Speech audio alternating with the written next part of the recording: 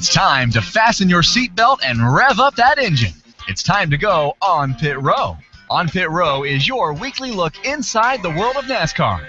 Now live, here's the pit crew, Steve Ronkowitz and Charlie Turner. Boogity, boogity, boogity. Let's go on Pit Row, boys. Hey, boys. Speaking of boys, welcome, everybody. Welcome, NASCAR fans, to our weekly live NASCAR Hangout on Pit Row. I'm Charlie Turner. I'm joined by my buddies Dan Beaver in the mountainous Central Texas. Hey, Dan, how are you? I'm doing great. Steve Ronkowitz in the flooded western suburbs of Toledo, Ohio. Hey, Steve-O, how are you? Yeah, only a slight amount in the studio, so we're in pretty good shape. They do call this Frog Town, and the frogs are loving it the last 24 hours. So we're right in the middle of the venerable black swamp here. And the last 24 hours, it's kind of seemed like it. So anyway, we have a lot to talk about NASCAR-wise this week. Some of it really good, some of it tragic. I think let's start with the good.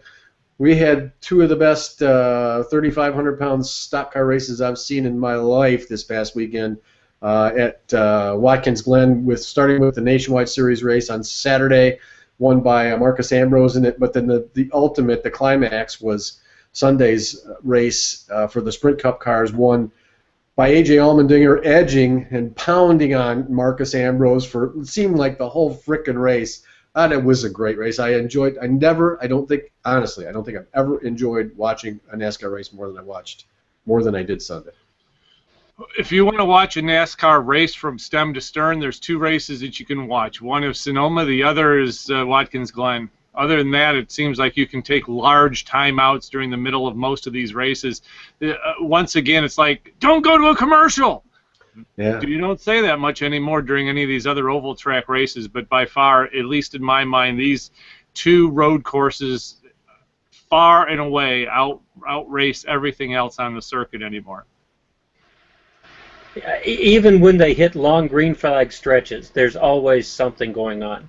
You get the variety of pit stop strategies so that you've got these great drivers back in traffic and you can see them navigate through it. So even when they get to be that long stretch, they're still exciting. So we need more road courses. All right, well, I agree. We need more road courses, and it seems to bring out the best behavior for a lot of these guys too. I mean, there's a lot of rubbing and banging and bumping and moving guys out of the way, and opportunities to wreck the field, and there seems to be not that tendency so much in road courses. At least it wasn't this Sunday. I commented earlier, Dan and I were talking, that Kurt Busch was up there in the top 3 or 4 most of at least the second half of the race, with many opportunities to wreck the guys that ended up finished first and second in this race and didn't do it.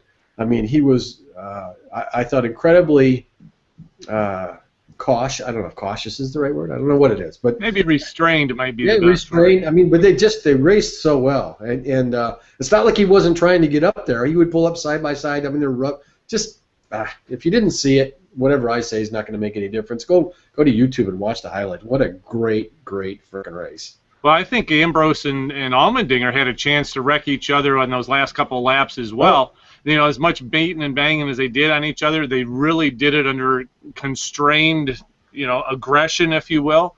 And it could have turned ugly, but they didn't let it turn ugly. And that's by far the best racing we have seen in a long time. We saw it, 2 years ago when they were up in Montreal, this kind of racing all the time. We see it at Road America. What is the common denominator to all this? The best racing has started to occur on road courses. I don't care what anybody else says. And I actually honestly believe that some of the people out there who hated road course racing, they're actually starting to get it. I saw tweet after tweet after tweet about, we need more road courses. We need more road courses. Finally, somebody's starting to get the idea. Yeah, and back, my take on Busch was, I think he was playing the odds, and I think it was the right thing to do. He was just waiting for Allmendinger and Ambrose to take each other out, and he'd get the lead without having to wreck them, and without having to don the black hat. And he came close to getting his wish on those last 2 laps. Ambrose nudging Allmendinger out in the carousel, and Dinger coming right back and kind of dooring him going down that backstretch. That's you don't get much better than that. No, terrific, just a terrific race. Nationwide Series race was not quite as dramatic, but it was another good one. Marcus Ambrose won that race. Ambrose finished second in the race Sunday. I mean, Ambrose has proven that he's definitely, I guess, the guy to beat at these road courses, almost no matter where we go. Which is interesting. When Steve mentioned last week that there's some consideration he's going to leave North America and go back to Australia and leave NASCAR, which I think would be just a huge loss to the sport. I thought one of the interesting comments I read this week as well was, I believe it was, and I can't remember his first name, I think it's Nick DeGroot, maybe, Nick DeGroat, wrote about the fact, if you think Marcus Ambrose is pretty darn good on a road course, see what would happen if they imported Jamie Whincup to the United States on a road course. This guy has blown away all of Marcus Ambrose's records that he had over in Australia, absolutely blown him out of the water. He's probably 3 times better than Ambrose is. He'd raise havoc over here. Well, it's probably just a matter of time then before somebody writes him a big check to get him over here to race at one of these things, don't you think? I would think. At least get over here, they're going to race. They're supposedly going to run a couple races of Australian supercars, V8 supercars, here. They have the one scheduled for Circuit of the Americas, and they're looking for a second venue. I don't know if they've named one yet, but they were going to try to find at least 2 here in North America to run in that series, which would be really interesting. Maybe you get Jamie Whincup over here eventually. Sorry, go ahead, Dan. I was going to say, this is almost totally off the subject, but the DTM cars and the British touring cars, the Australian V8 supercars, all those touring cars are so great. I'd love to see an American touring cars with those same kind of heavy sedans, because I think we've got road course racers that are just as aggressive. They don't have the shot to do it in Daytona prototypes and some of these cars that aren't quite as durable. But we have it. It's called the Nationwide Series, and that's the series that should be that touring car series. I just think that's the case. Well, the one downside to this race was, and maybe you don't think it's a downside, was the wreck on Sunday.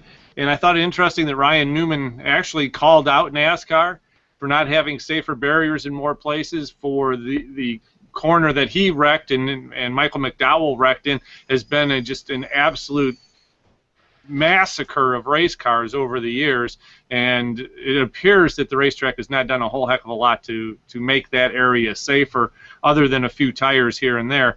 Do you guys think he was off base? Do they need to make the place safer or not? Yeah, we touched on this a little bit earlier in the race rewind for On Pit Road. They've done what they can there, but they really just can't do much more without putting safer barriers there. By pushing the road out, they've actually kind of exacerbated the problem, because the cars are now going faster because they know they've got more of that runoff area to race on. If you don't put safer barriers there at that turnout to the boot, you don't put safer barriers where the boot comes back on, those are the pinch points that are just, like you said, it's been absolutely treacherous. And then down in turns 1 and 2, you got the same problems, where it's just you can't funnel in when you're trying to do side-by-side racing. And the results are catastrophic when something goes wrong. Yeah, as we put soft walls in more of these tracks and in more of these places in each tracks, they're going to find the ones, nature's going to find the way where the weak points still are, and they can keep. It's going to be a moving target, but it is relative. I mean, 20 years ago, instead of being an Armco barrier there were trees. Okay, so it is safer than it was, and it's getting safer all the time. But there's a danger element to auto racing that they're never going to get out of it. I don't want them to get it all out of it. I mean, there is a point where you can make the track as safe as you can make it, and then the driver's got to decide, do I want to do this for a living or not? And I think you can't take it all away. You can't have them racing in rubber rooms. So. Well, in the fact that Ryan Newman and Michael McDowell, the cars are so safe that they walked away from those horrendous crashes, I think speaks volumes. But it's not just. I don't think it's just a matter of. You got to make it safer overall.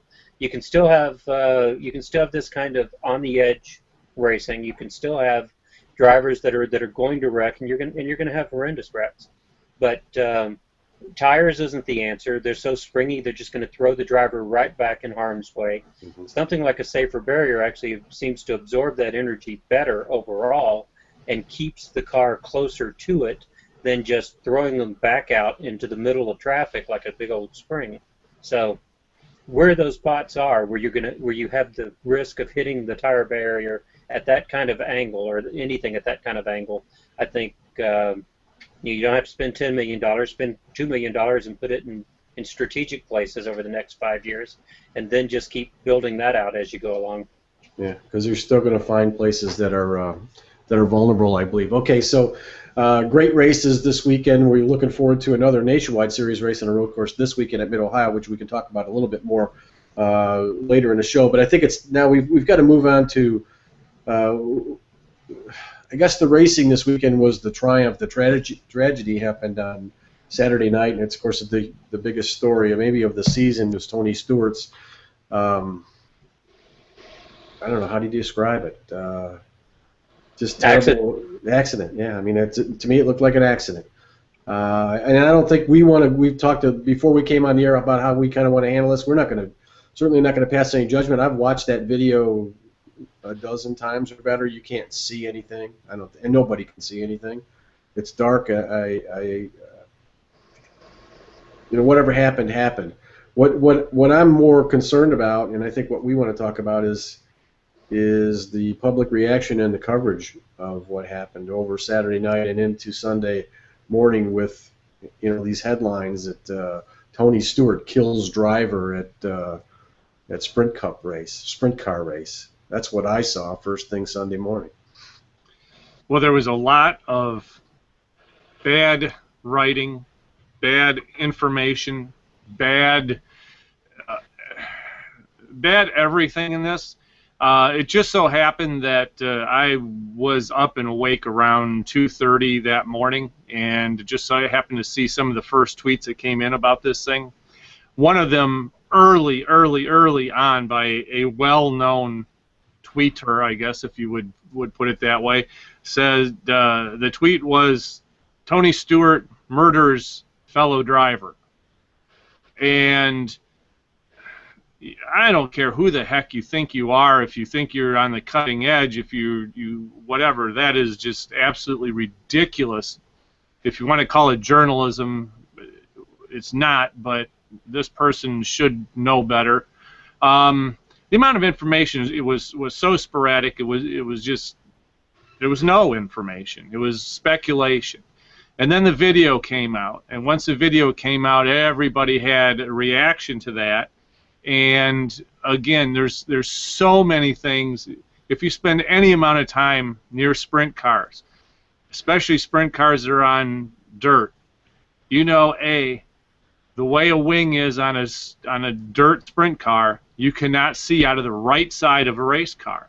You can barely see out of the front of a dirt sprint car, a winged dirt sprint car. You add to that a Hans device. You add to that a seat that wraps around. You add to that a full-face helmet, and you can't see shit out of that car other than what's right in front of your face. Right. And add to that the fact that there's no lighting in the turns at that and 95% of the dirt tracks in the country. Add to that the fact that you have a race car driver who's on the racetrack in a black helmet and a black race suit. Bad things can happen, and bad things did happen.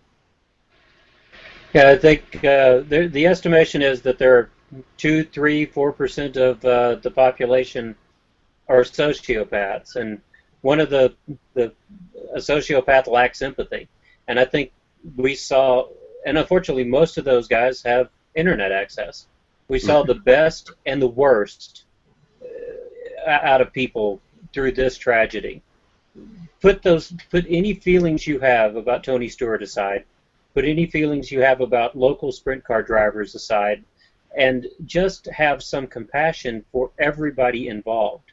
They're not doing anybody any good by villainizing Stewart to the point that they did. For those guys who did, and I think by and large the media covered it about as well as they can. They're in a bad position. It's a big story. They have to cover it. but you have to. All of that has to be filtered through glasses where you use compassion. Obviously, a fan can say anything that they want to say, and in today's world where that information is so easy to get out there and make your feelings, express your feelings, just be aware of what it is that you're saying and who you're hurting. I was surprised. And we're not going to talk about this much more, but there's so much coverage for sports, and NASCAR particularly. I guess when it comes to motorsports in the U.S., there's more coverage. I was asked at least, I don't know, 24 times yesterday, just in public, and people know that I have some connection to this thing, and I'm involved in it maybe more than the average person. What did you think of the Tony Stewart thing? You know, and the way the questions were asked, you could tell what kind of the way the person who was asking the question was leaning.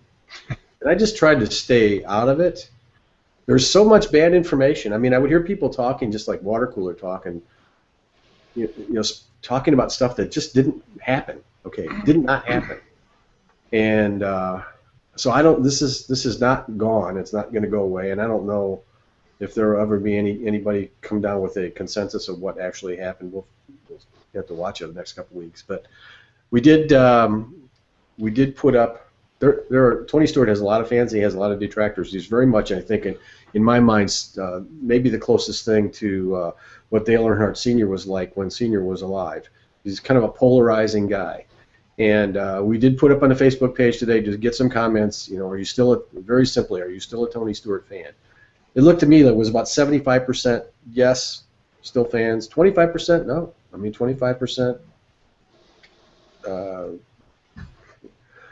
weren't surprised is almost what you could say. So you can go to our Facebook page and get an idea on Pit Row on Facebook and get an idea of maybe what the public's thinking here. We're gonna pick some comment there to give a. I may not pick it from that post, but we're gonna give somebody a $50 Shell gift card this week. Yeah, just submit your Shell Saver Card comment of the day. You can take home that $50 Shell gift card. Remember also that anytime Joey Logano, driver of that 22 Shell Pennzoil Ford Fusion, if he wins a 2014 points race, Shell Saver Card holders save 22 cents per gallon on any grade of Shell nitrogen-rich gasoline or Shell diesel just by using their Shell Saver Card on Wednesday or the Wednesday if you prefer. After the race, offer valid up to 25 gallons. Visit shell.us/Wednesday for the details. And you of course can win that $50 gift card. The one thing that, again, when you talk about mainstream media gathering on these things, whenever there's a large story like this is my last comment, is that Fox Sports, which theoretically has some idea what they're talking about when it comes to NASCAR, ran a crawl through every baseball game in America throughout the entire baseball game. When it came to the portion of NASCAR, it said that Tony Stewart was involved in an accident that killed a Sprint Cup driver. And obviously it was a Sprint car driver, and that's a mistake. That's a pretty large mistake for a sports company that should know what the hell they're doing. And if you watched ESPN by any chance, the coverage on that, again, you talk about people who have no clue about the sport that we love, trying to talk about it in any kind of smartness, they fail every time. And I can't think of what the guy's name was. It was anchoring Sports Center on Sunday morning, but he was absolutely out of his league. Yeah, well, that's kind of been the general story. I kind of sampled some sports talk radio the last 36 hours or so, and there all these guys that normally only talk about local stick and ball sports are weighing in on this, obviously without doing any investigative work at all. Just they're just baiting. Yeah, at best they've got the same second and third hand. At best they've got the same second and third hand stuff that the rest of us have seen, and to draw a conclusion from that is just absolutely, just absolutely crazy. Yeah, I mean it is awful. We are joined. Look who's here. Beth Ann's here. Joins us. Hey, Beth Ann, what do you think? I know you were shocked by the whole Tony Stewart thing this past weekend. Do you have any thoughts? We're going to move on here real quickly to some other stuff, but want to get your take on it. Everybody has just blown it way out of proportion. That's what I think. And none of the things that I've read have facts. They just kind of have grabbed onto one little point and made a judgment call. Yeah, I think that's pretty consistently what I've seen too. So let's move on to something else. This story's not going to go away. We'll probably be touching on this for the next several weeks on Pit Row, but I think we've talked about it enough today. We don't know any more than anybody else does. We had triumph at the racetrack. We had tragedy at another racetrack, and we have some change going on. There was a big announcement made today. I don't remember who scooped this. Was it Dan? Was that you, or was that Steve about 3M going bye from Biffle? It was Steve. I saw the same report on Sporting News that Steve brought it up.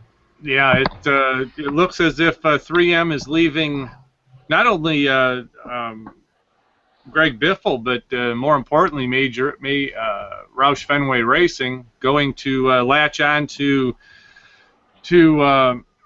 Jeff Gordon for 3 years. Ooh, that has to hurt, Steve. Yeah, like I said, either he's going to have a new sponsor for 3 years, or Chase Elliott's going to dump Napa when he moves up next year. But one or the other. But I think it's pretty significant, not only from the fact of where it's going, but where it's coming from. And what does Jack Roush have left? Not much. Not much. The guy who at one time had so much sponsorship, he was looking to have 5 or 6 cars. They had to make a rule against him. Now has virtually nothing. Yeah, I really thought when Biffle re-signed that was a partnership kind of deal with 3M. The 3M was one of the reasons that he stayed there, and that they would be together. But apparently not. This has got to be. I mean, Roush is resilient and has a lot of assets and a lot of ways to find new sponsorship, but this has got to be pretty devastating to that team, I would think. Beth's a big fan of Greg Biffle. She got to ride with him in the car and all that stuff at where was that, Chicago? Yeah. No, it's MIS. Oh, it was MIS. That's right. How do you feel? You're not going to have Biffle with 3M? No more 3M on Biffle's car. Well, it seemed kind of weird. I know. Do they know who's going with him, or has that not been announced? As of now, it is El Blanco. El Blanco. What do you think? I mean, who's out there, Dan? Who's out there that they can find? I mean, there's this musical chairs thing. There's plenty of chairs. There's fewer people to get on them, I guess.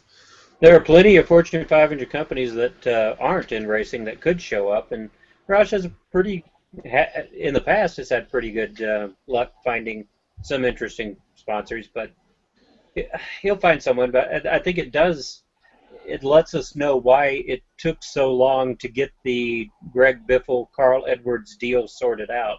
If this was going on in the background and we didn't know it, obviously you can't run these cars blank. You really can't run 3 cars with the amount of sponsorship that they have. You certainly couldn't run that 4th car and have them all competitive.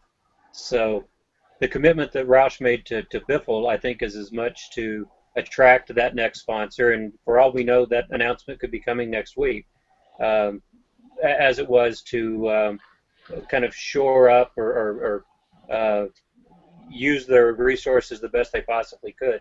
And that's what happened to, I got to guess that's what happened to Edwards. And there has not been an announcement yet that Subway is staying, right? We've kind of speculated the last couple of weeks that maybe Subway would go with Carl over to Joe Gibbs Racing or wherever he ends up. Yeah, I haven't seen anything there either. So here's what I would be worried about. Well, here's something I think that could may pop up. This is pure speculation on my part, but Motorcraft, Ford Motor Company, Motorcraft Parts have been partners with Wood Brothers for a long time. And Wood Brothers' presence on the racetrack has shrunk even more, I think, this year. I haven't looked at official starts, but they don't seem to have been present in as many races this year as they even were the last couple of years with limited schedules. Do you think there's any possibility? Roush does have a very tight connection with Ford, both business-wise on the track and off.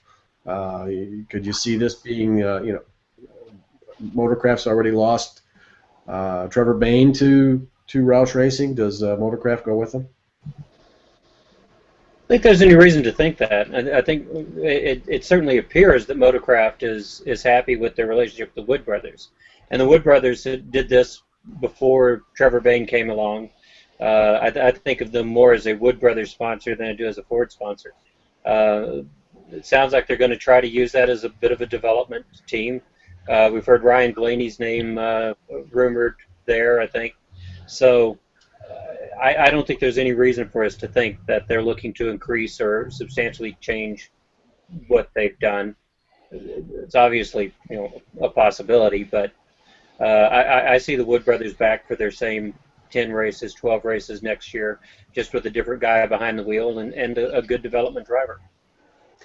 All right, before we get into the fantasy stuff, going to Michigan International Speedway this week, any other final thoughts on this week in NASCAR or this week in auto racing? Doesn't have to be NASCAR. But you got anything? Darn the luck, they're going to an oval. Well, they're kind of going to an oval. They're going to a road course and an oval. We're going to Mid-Ohio this week, too. Nationwide Series is going to be at Mid-Ohio, which will be it was a blast last year. I'm looking forward to that again. Yeah, that should be a good race. It should be a lot of fun. Unfortunately, the Cup guys are going to MIS, even though it is our home track. Still not the excitement of racing by any stretch of the imagination what we see on the road course. I look for Saturday's race to be 100% better than Sunday's race. Well, I hope they're both good since I'm going to be at both of them, and I've got to make them both work. Dan doesn't care. He likes as long as they're on the track. He's in it. Dan doesn't care. He's got a new air conditioner. He's going to sit there and watch everything until his feet freeze. I'm happy. All right, so without any further ado, I think we should maybe get into the fantasy racing stuff with our resident expert, Dan Beaver. Sorry, I had to make up for last week. All right, there you go. See, I'm not the only one that walks all over the Sounders. Well, I didn't know it was coming. I know he didn't know. I was a little slow on the uptake. I feel about NASCAR tracks the same way that people feel about their own children. There are no ugly children. There really are no ugly tracks. They're all exciting in their own way. If you like high-scoring baseball games or you like a pitcher's duel, there's a little something for everybody. And Michigan, in my mind, has always been one of those perfect tracks. It's not long enough so that they've got to run the restrictor plates. It's wide enough in the corners that they can get 2 and 3 wide. You can make a pass once you catch a driver. And it's a track where the cream can rise to the top. And from my standpoint, that's great. You want to have you want to have some surprises, but you don't want to live in this constant gray area where you don't know who could be good, who will be good, and in my mind that makes Michigan a great track. You look back at the 2-mile tracks this year, and at the beginning of the season, if you had asked where are the rookies going to be strong, the consensus probably would have been short tracks or flat tracks where the driver's skill comes in versus an unrestricted intermediate speedway that has that balance of horsepower and handling. But the rookie drivers have done particularly well on the 2-mile tracks of Auto Club in Michigan. You've got Kyle Larson sweeping the top 10. You've got Austin Dillon sweeping the top 15. Obviously, they've been good in a lot of places, so that's not all that out of the ordinary. But the fact that they managed to sweep means something. You've got, I think, Allgaier with the 16th in one of those 2 races. You've got, is it Cole Witt, I think, with the 21st, with one of his career best finishes in one of those races, or Michael Lynette. So you've had some really good runs by rookies on this track, and part of it's because of that balance. You gotta have both things. Horsepower means a lot. So Hendrick, Stuart Haas, Ganassi are going to run well there because of the Hendrick power. Richard Childress Racing, the EGR, or what was the EGR engines, run well there. But you also get a few dark horses because the power is secondary to getting that power down to the track. Still, there aren't dark horses don't just run away with it. So you can look for those favorite drivers and anchor your roster with favorites, and then sprinkle in a few dark horses here and there. We're talking about, if we talk about the group, the Yahoo game in Group A, you've got Kevin Harvick now, who has 3 consecutive second-place finishes at Michigan. Last week, I think, was a watershed for him. The mistakes that the team made at the very beginning of the race by leaving the beanbags under his seat that came rolling out. The fact that Harvick was able to race within himself, keep his composure, and drive back through the field after that speaks volumes to how he's learning to handle the problems that the crew is bringing to the table, and that only improves his odds. So I think Harvick's got to be one of your top choices this week. And then in Group A, you've got the other Hendrick Motorsports guys. I'd continue to avoid Johnson because you just don't know how they're going to, when they're going to stop experimenting. I think Gordon's a good pick, Kane's a good pick, Earnhardt's is a good pick. And those are the 4 drivers that you're probably looking at in Group A to be the threat to win. You jump down to Group B, and it's Keselowski, Logano with the Penske Racing power under the hoods. They got to be up there too. But with Biffle having such a strong run last week, Edwards having a strong run last week, I don't think you can overlook Roush Fenway Racing. If they're going to have a rebound race, this is the place that they're going to rebound. They've lost that cachet on at Auto Club, or California, still Auto Club, Speedway in Michigan that they had for the number of years. But that doesn't mean that they're not good for a top 15 finish, which makes them a good pick down in Group B. Paul Menard has been incredibly strong on the 2-mile tracks recently. He stumbled a little bit, so he's going to be off of fantasy players' radar screens, and he could be a great differentiator. Finished 4th in this race last year, finished 4th in June. Stretching back to the August race of 2012, he's got a 4-race top 15 streak at Michigan. So he's one of those drivers, if you're looking for someone that someone else probably isn't going to have on their roster, he's a good pick. If you really want to go out and look for a good dark horse, I think Marcus Ambrose might be a good pick. This is kind of a rubber race for him.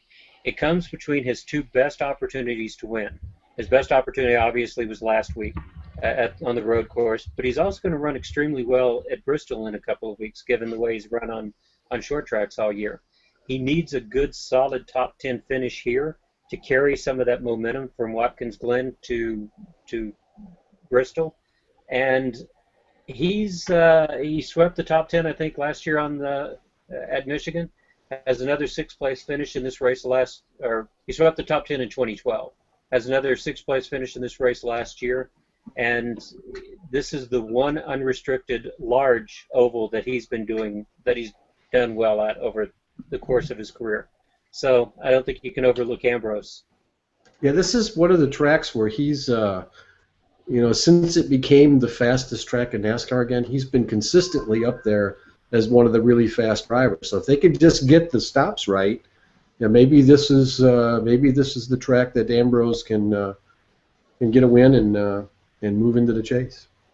Yeah, and I think he's got a couple of poles here. Or he had the fastest lap of all time right after they repaved the track, if memory serves.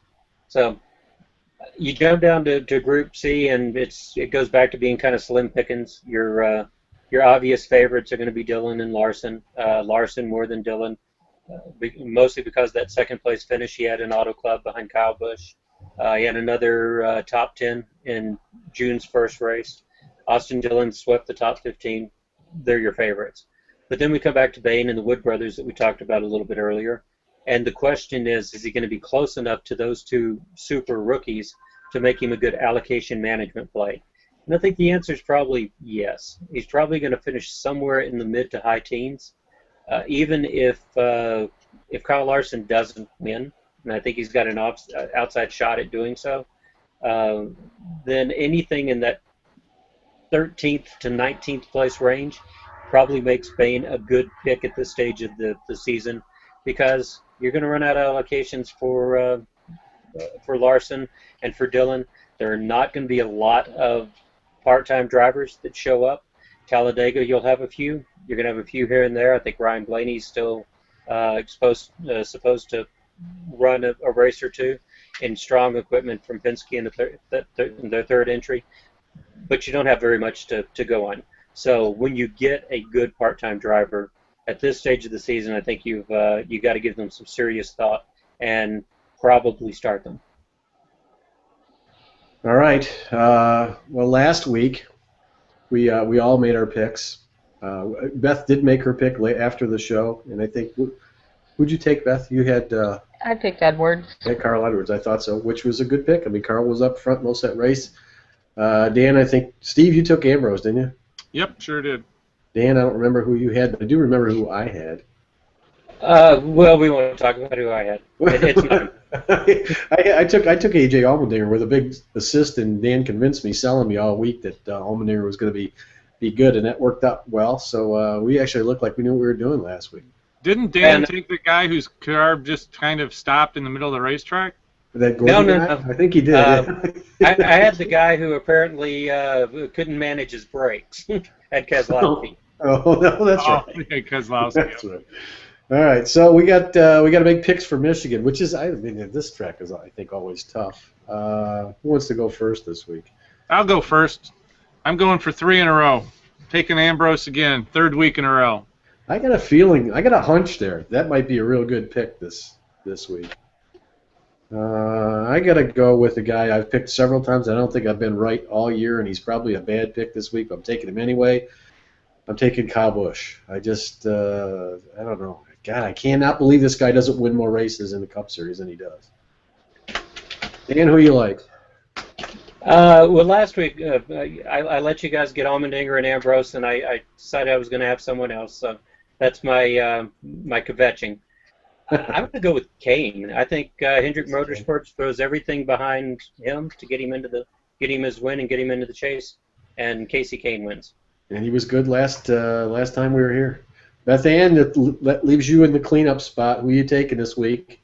I'm picking Biffle. I knew it. I knew she was going to take him. If it's Michigan, it's Biffle. Yeah, if it's Michigan, it's Biffle for Beth. Taking El Blanco. He needs to win this year, too. Yes, he does. Roush needs a win really bad. So, all right, I guess that's pretty much it. Anybody got any last thoughts as we sign this On Pit Row episode off and go to Michigan and Mid-Ohio this weekend? Nope, have fun. All right. Dano, enjoy the air. Wish I was there with you guys, but... You'll be there in spirit. I'll tweet you like every 5 minutes. Hey, Dan, here's what's going on. All right, and we'll keep abreast of what's going on with the Tony Stewart story. It'll be interesting to see if Tony shows up at Michigan. What do you think? Anybody got any odds? You laying odds? You going to be there? I don't envision him being at Michigan. I'd be surprised if he's not. He's got to get back in the car eventually. It's what he does for a living. Yep. Whenever he comes back, he's going to have a media circus. I think he's just got to do it. I'm with you. I mean, you got to get back on the horse. Beth Ann, you think he's going to be there? Are you going to be able to get some shots this weekend of Old Smoke? I'm gonna agree with Dan. I think he's going to be there, and it's going to be a big media circus. Yeah, that sure is. Okay, well, hopefully everybody have a great weekend. This will be a safe race weekend, and we'll talk to you all next week on the live NASCAR Hangout on Pit Road next Tuesday at 2 o'clock. Thanks, everybody. You've just been on Pit Row, and now you're up to speed with the best information about the world of NASCAR. Come back next week and join the pit crew, Steve and Charlie, and go on Pit Row. On Pit Row is a presentation of Bench Racing Productions. Hey, this is Jeff Hammond from NASCAR on Fox and Speed, and all the cool people hang on Pit Row.